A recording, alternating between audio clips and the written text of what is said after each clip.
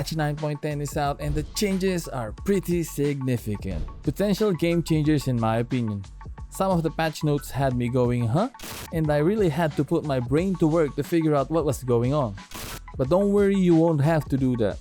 In this video, instead of reading the patch notes like a museum tour guide with zero passion for art and culture, I'll break down who won big in this patch and who's going to be writing angry tweets to Riot. Let's dive into the winners and losers of patch 9.10. Let's kick things off with the biggest winner of this patch, Phoenix. This time around, Phoenix didn't just get one, not two, but 3 quality of life upgrades to his abilities. Nice! First off, Curveball has now been made his primary ability, granting a free charge every round. On top of that, it also recharges every time you secure 2 kills. Secondly, his Firewall finally got the buff of a lifetime. It can now pass through walls just like Harbor's High Tide. This change opens up a bunch of new strategies and angles for Phoenix to initiate his attacks. Lastly, both his Blaze and the Hot Hands can now fully heal Phoenix without him needing to stay in their area of effect. All he has to do is graze them slightly and he's good to go for another round of running it down.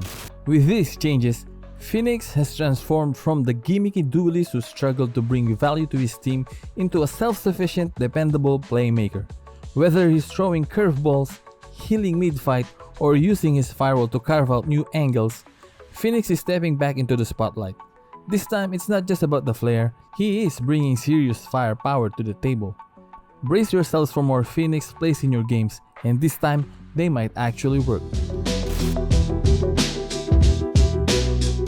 The Phantom has never looked better, and I wouldn't be surprised if some of you start second guessing your loyalty to the Vandal.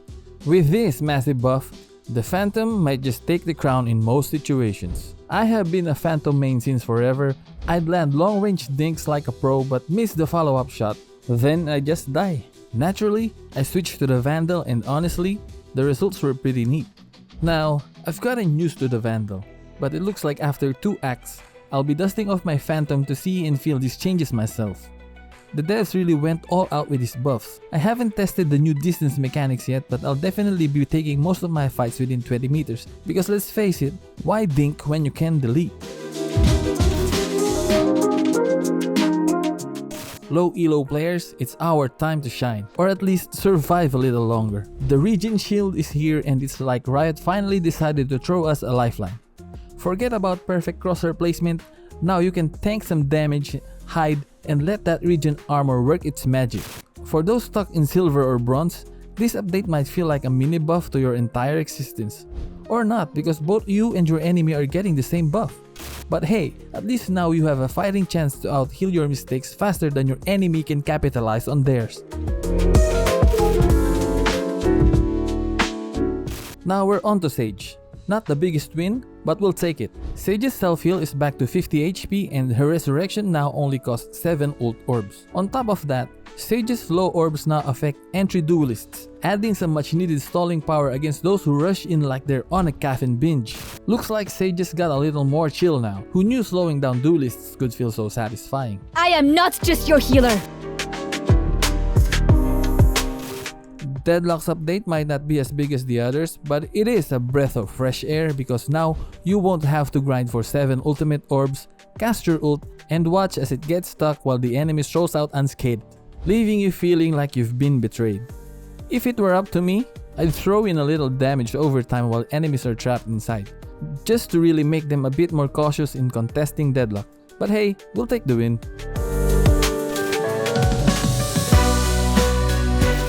Concuss now affects the entry abilities of duelists, which is a pretty neat buff. If you're on the lookout for what these abilities are, don't worry, I've got them all showing right here. You're welcome. And if I missed anything, feel free to hit up the comment section like you're landing a perfect headshot. My God.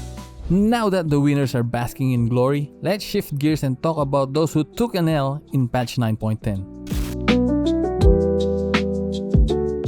The biggest loser this patch? Hands down it's Omen, and there's no debate about it. Like I mentioned earlier, sure it's just one change, but this single tweak might be the most impactful in Valorant's history. Think about it, those tricky one-ways you've spent hours mastering as an Omen main, gone in an instant.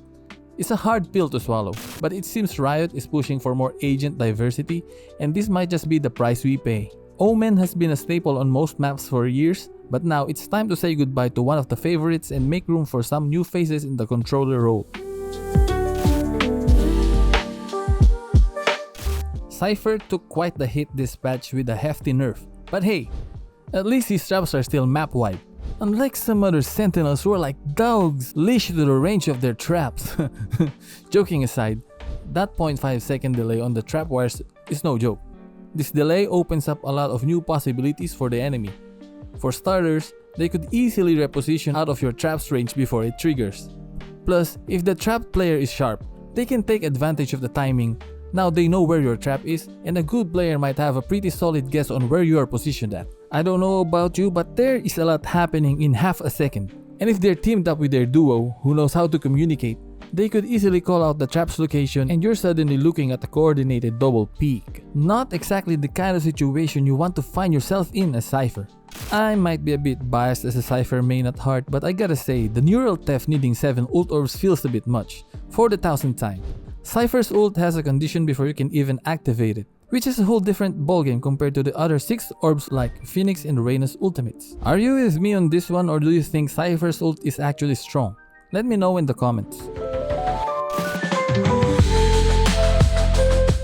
I haven't had a chance to play since the update, so I'm not sure how the changes feel yet, but that inaccuracy multiplier is definitely a big deal. I guess now you'll need to stay still like a statue before you shoot for maximum fragging chances. So more than ever, pistol rounds are going to favor players with good aim and trigger discipline, unless you're a shorty cubby camper waiting for the perfect opportunity to blast your enemies in the face. Oh, the run and gunners like me, the spray and pray warriors of Valorant, masters of chaos, champions of frustration, and the true embodiment of blind confidence. They sprint, they spray, and somehow, against all odds, they slay. Whether you love them or curse their name after a random headshot, these hopeful adventurers are the lifeblood of low elo. Now, these guys need to pray even harder because the inaccuracy multiplier just got even higher. Here's Ten to tell you about it. Let's see. Oh my god! Holy shit, that's way more random now. How the fuck did it took them so long to do anything? How are they making the game good now? Ever since I retired, it's just an uphill. New computers, new monitors. They give us running accuracy fixed. Making their wild sprays even wilder. I hope you like my little poem there. Anyway, run and gunners are most definitely going to have a harder time this patch.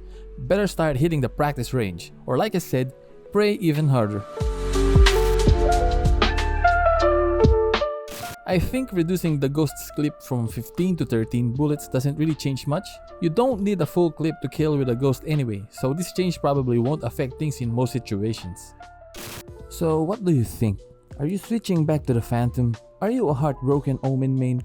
Or a soon-to-be Phoenix enthusiast with a huge grin? Are you already praying to the Valorant gods, hoping it boosts your aim while you run and gun? Whatever it is, I wanna know, so drop your thoughts in the comments below. Since we are already on the topic of patches, patch 9.11 is on the horizon, and it's bringing significant changes, most notably to Neon. The devs have confirmed that Neon will receive a nerf in this upcoming update. While the exact details haven't been fully disclosed, it is expected that adjustments will be made to her abilities to balance her performance in the game. I've got some predictions about it, and if you would like to see it, click the video on the screen.